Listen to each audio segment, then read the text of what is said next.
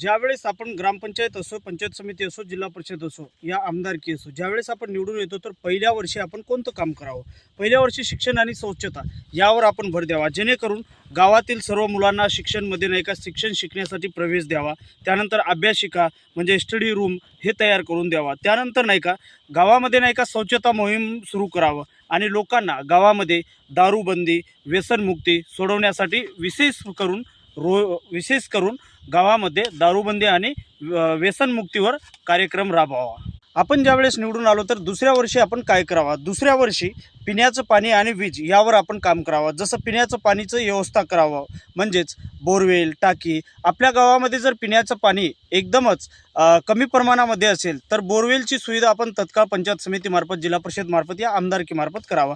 त्यानंतर प्रत्येकांना घरामध्ये वीज पुरवठा होत आहे का, या कुणाजवळ वीज कनेक्शन नाही आहे का, म्हणजे मीटर वगैरे नाही आहे का, यावर आपण लक्ष देऊन त्यांना मीटर कसं मिळवता येईल, कसं वीज मिळवता येईल यावर लक्ष द्यावा.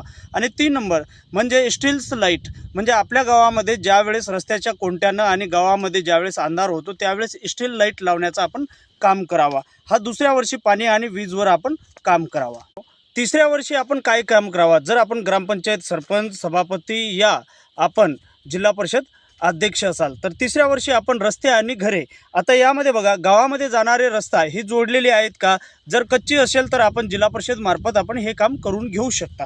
त्यानंतर गरीब कुटुंबांना, विशेष करून गरीब कुटुंबांना घरकुल योजना हे मिळाली आहे का?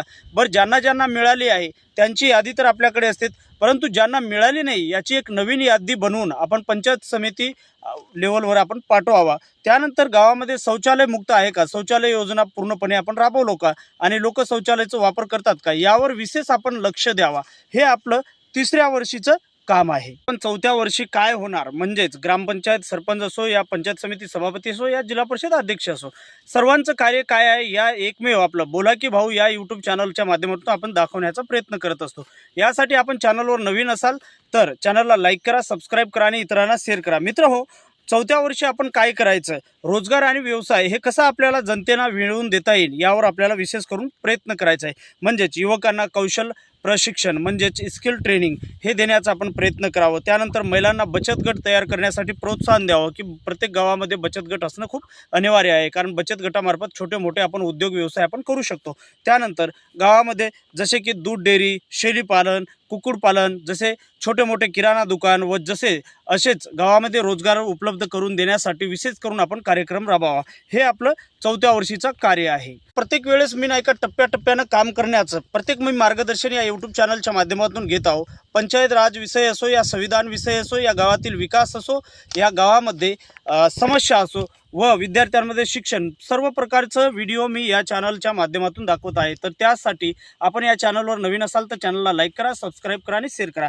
आता 5व्या वर्षी आपण काय करायचं? डिजिटल आणि सामाजिक विकास. आता डिजिटल आणि सामाजिक विकास जो आपलं आखरी म्हणजे 5 वर्ष ज्यावेळेस निवडून येतो आपण, तर 5व्या वर्षी आपलं हे कार्य आपल्याला करणं आवश्यक आहे. टप्प्याटप्प्यानं आपण गावामध्ये इंटरनेट सुविधा आणि डिजिटल शिक्षण सुरू करणे, जसे जिल्हा परिषद शाळामध्ये कॅम्प्युटर्स वगैरे डिजिटल शिक्षणची सुविधा कसं आपल्याला देता येईल यावर आपण विशेष प्रयत्न करावं. आणि गावातील जसे 10वी 12वी व ग्रॅज्युएट व D.Ed B.Ed करून असलेल्या विद्यार्थ्यांना स्पर्धा तयारी कशी करतील यासाठी आपण वेळोवेळी मार्गदर्शन करावं. हे आपलं 5व्या वर्षीचं कार्य राहणार आहे. जर व्हिडिओ आवडला तर नक्की चॅनलला लाईक करा, सबस्क्राईब करा आणि शेअर करा.